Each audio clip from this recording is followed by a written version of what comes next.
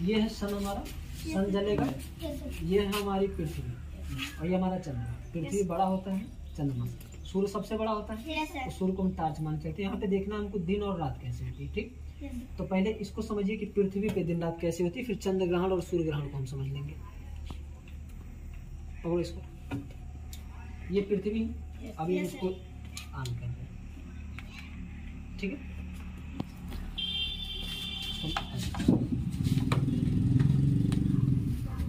ये जो गेज है, हम समझिए पृथ्वी जो है एक तो अपनी दूरी पे ऐसे चक्कर काटती है 24 घंटे में। इस तरह से चक्कर काटते काटते ये सूर्य का भी चक्कर ऐसे लगाती है। 365 दिन में एक चक्कर पूरे सूर्य का करती है। अब समझिए, अभी ये पृथ्वी ऐसे है, तो इस साइड में लाइट पड़ रही कि नहीं पड़ रही है? इधर वालों को क्या लग रहा होगा? दिन लग रहा होगा। अब बताओ, इधर लाइट उतनी ज्यादा है नहीं, इधर पे पूरा क्या है? अंधेरा है। ये हमारी पृथ्वी ऐसे ही है। सभी मनुष्य, सभी चीजें, चाहे समुद्र हो, चाहे पेड़ पौधे, चाहे कोई जंतु हो, चाहे कोई बिल्डिंग हो, सब इसी पे चपके हुए हैं, ठीक। इसी की ऐसा मत सोचो नीचे की गिरते क्यों नहीं। ये ग्रेविटी खींच के रखता है, गुरुत्व बल होता है, खींच के रखता है। इधर सूर्य का प्रकाश आ रहा है, लाइट पड़ रही, इधर पूरा क्या है? दिन है। लेकिन अभी इस साइड वालों के लिए क्या है? रात। अंधेरा है यानी रात है।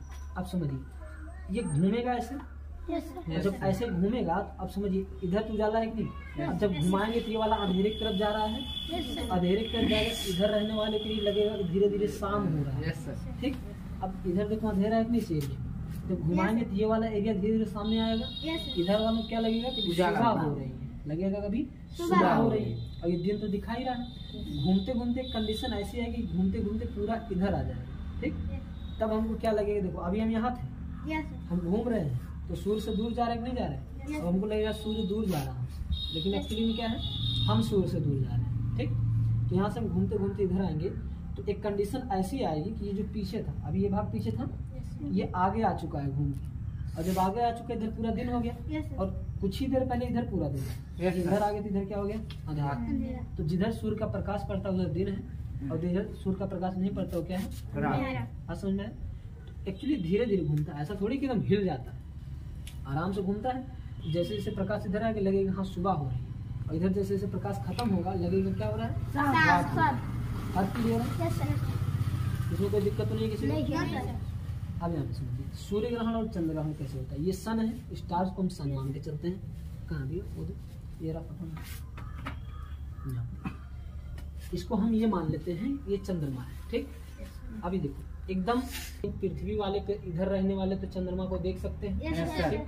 अब मान लीजिए ये भी तो चक्कर ऐसे ऐसे काटेगा, इसका चक्कर लगाता है ऐसे घूम के, ठीक।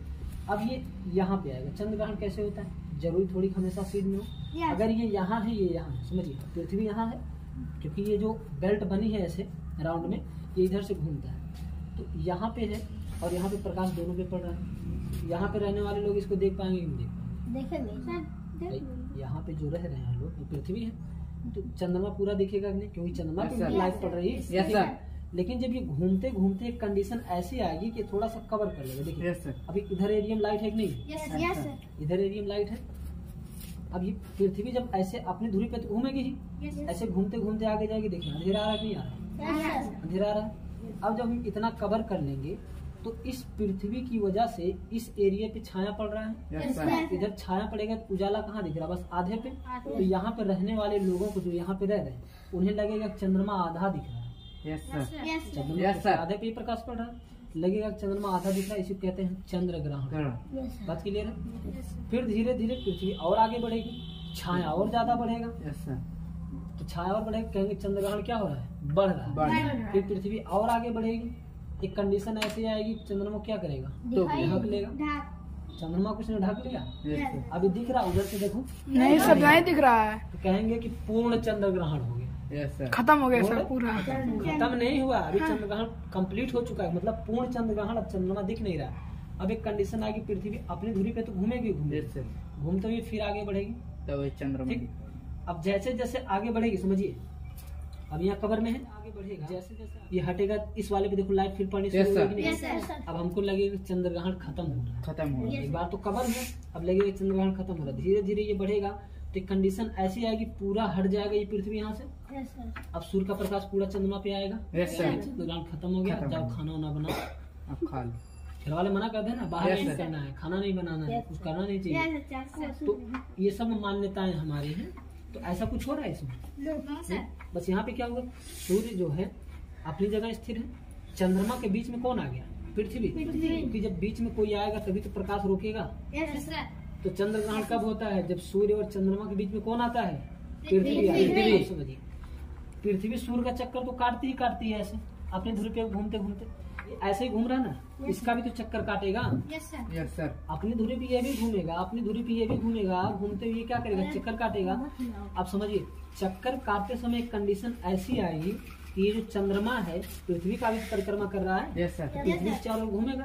तो कंडीशन ऐसी आएगी, घूमते घूमते घूमते, हमेशा नहीं होगा क्योंकि अपने बेल्ट में भी ऐसे चलते हैं, इस तरह से बेल्ट में चलेंगे। अब बेल्ट में चलते चलते भी ये पृथ्वी का क्या करेगा? ऐसे चक्कर काटेगा। और चक्कर काटते काटते यहाँ पहुंचेगा, एक कंडीशन आएगा कि इसे राउंड मार जाएगा, क्योंकि इसका चक्कर काट रहा है ना। और जब चक्कर काटेगा भी, देखिए पृथ्वी यहाँ पे है, पृथ्वी पे लोग हैं, हमें क्या दिख रहा है? सूर्य दिख रहा है। अब ये आगे आएगा, अब देखो जैसे जैसे ये आगे आएगा सूर्य का भाग पूरा दिखेगा? नहीं दिखेगा। तो यहाँ वाले जो लोग उनको सूर्य दिख पाएगा? नहीं। अगर इधर से हम देखेंगे तो सूर्य हमको थोड़ा सा कम दिखेगा। अब ये धीरे धीरे और आगे जाएगा तो सूर्य को और कवर करेगा। हम पृथ्वी पे रह रहे हैं यहाँ पे, ये लगेगा कि सूर्य क्या हो रहा है? सूर्य ग्रहण लग रहा है, सूर्य पे ग्रहण, सूर्य की प्रकाश रुक रही है। फिर ये चंद्रमा और आगे आएगी, सूर्य और कम दिखने लगेगा। एक कंडीशन आएगी, चंद्रमा एकदम सामने आ जाएगी पृथ्वी के, तो पूरा सूर्य ग्रहण हो जाएगा। ठीक, लेकिन चंद्रमा इतना बड़ा भी नहीं है कि पूरा कवर कर पाएगा। तो इस चंद्रमा के चारों तरफ लालिमा टाइप की रिंग बन जाएगी। पूरा सूर्य ग्रहण लगने के बाद ये क्या बनेगी?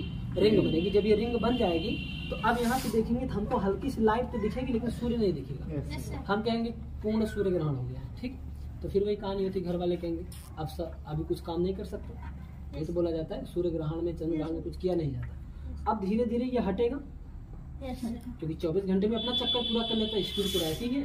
धीरे धीरे ये हटेगा, जैसे हटेगा तो यहाँ पे रहने वाले लोगों को सूर्य दिखाई देगा। इधर वाला एरिया दिखना स्टार्ट होगा, इधर वाला एरिया दिखेगा। अब प्रकाश तो यहाँ पड़ रही है तभी तो दिखेगा। अब लगेगा सूर्य ग्रहण क्या हो रहा है? हट रहा है। फिर धीरे धीरे कंडीशन आएगी और हटेगा, और लाइट आएगी, लगेगा और सूर्य। एक कंडीशन ऐसी आएगी कि पूरा हट जाएगा, और जब पूरा हट जाएगा तो पूरी तरह से सूर्य दिखने लगेगा, कहेंगे सूर्य ग्रहण खत्म हो गया। अब ये फिर, क्योंकि साल भर में एक ही बार होता है, फिर ऐसे चक्कर लगाएंगे, फिर 365 दिन में सूर्य का चक्कर काटेगा। तो फिर एक कंडीशन ऐसी आएगी कि फिर इसके आगे आएगा। और एक कंडीशन इसमें ऐसी भी आएगी कि ये पृथ्वी भी इसके आगे आएगा। बात समझ में आ रहा है? तो चंद्र ग्रहण समझ में, जब सूर्य और चंद्रमा के बीच में कौन आ जाए? पृथ्वी। तो चंद्र ग्रहण, क्योंकि प्रकाश उस पर पड़ेगा ही नहीं। और जब सूर्य और पृथ्वी के बीच में कौन आ जाता है? चंद्रमा। तो सूर्य ग्रहण, सूर्य नहीं दिखेगा। तो नहीं दिखेगा वही ग्रहण। बात समझ में आएगा चंद्र ग्रहण और सूर्य ग्रहण कैसे होता है? 24 घंटे में दिन रात क्यों होती है? क्योंकि ये एक गोला होता है। और ये सब ना, सीधा दोस्तों, ये सब ऐसे रुके रहते हैं, ये सब ना ऐसे रुके रहते हैं, ऐसे। ये नहीं किसी चीज पे रखे हुए हैं, जैसे हवा में ऐसे है ना, अब ये हाथ हटाने कहीं पे रुका रहेगा, जिस तरह से है ऐसे ही पृथ्वी है, ऐसे सब कुछ है। जितने भी समुद्र हैं, जितने बिल्डिंग, जितने भी लोग रहते हैं, सब इसी के ऊपर ऊपर रहते हैं। नीचे सब ऊपर, नीचे भी रहते हैं। तो ग्रेविटी खींच के रखती है। कैसे चुंबक होता है, नीचे लटका हुआ गिरेगा? नहीं गिरेगा। तो ऐसे इसमें गुरुत्वाकर्षण बल होता है, जिसकी न्यूटन ने खोज की थी। अभी छोड़ेंगे नीचे गिरेगा कि नहीं गिरेगा? तो खींचता है ये 9.8 मीटर प्रति सेकंड की स्पीड से। तो ये दोनों ऐसे हवा में, ऐसे दोनों नहीं, सभी ग्रह ऐसे रहते हैं। क्लियर है? जब ये सूर्य, चंद्रमा, पृथ्वी, अरुण, वरुण, बुध, शुक्र, मंगल, शनि, ये सब मिल के जब एक बेल्ट बनाते हैं, पूरी एक परिक्रमा करते हैं, तो इन सबको मिला के आकाशगंगा कहते हैं। एक आकाशगंगा। तो दुनिया में ऐसे ही पता नहीं कितने आकाशगंगा हैं, तो पता नहीं कितने सूर्य होंगे। एक आकाशगंगा में एक सूर्य है। कितने सूर्य नहीं कहा जा सकता, अभी तक वैज्ञानिकों की पहुंच एक ही आकाशगंगा तक है। बात क्लियर है? तो एक आकाशगंगा में जितनी चीजें हैं, जो ग्रह हैं, उसको बता दिए। लास्ट वाला जो प्लूटो यम ग्रह है, उसको भी ग्रह की श्रेणी से निकाल दिया गया। हो सकता है समझ में आ गया? तो ऐसे ही सभी ग्रह, जैसे हम यहाँ पे रख दें, किसी को यहाँ रख दें, किसी को यहाँ रख दें, तो रुकेगा ही नहीं। चलो, सूर्य के सबसे करीब कौन है?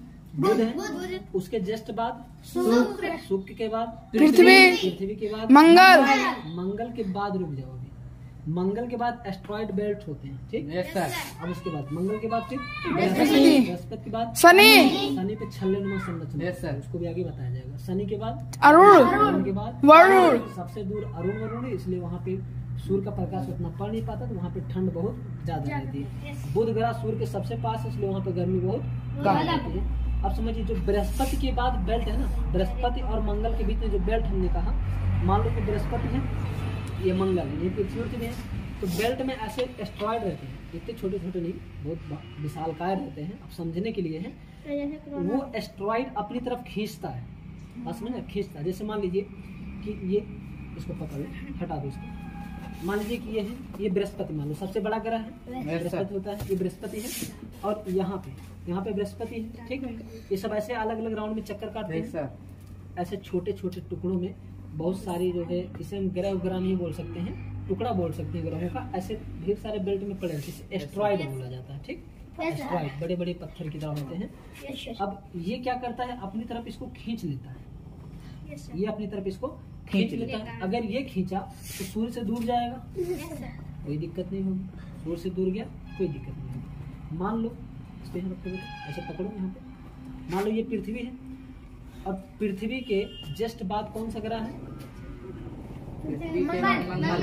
ठीक। मंगल पृथ्वी के इधर भी कुछ तो है, मान लो इस मंगल ग्रह ने इसको खींच लिया, अट्रैक्ट करते हैं एस्ट्रॉइड, उसको पकड़ो, ये यहाँ पे एस्ट्रॉइड है, ठीक, ये यहीं पे समझिए, यहाँ पे ही इसने इसको खींचा।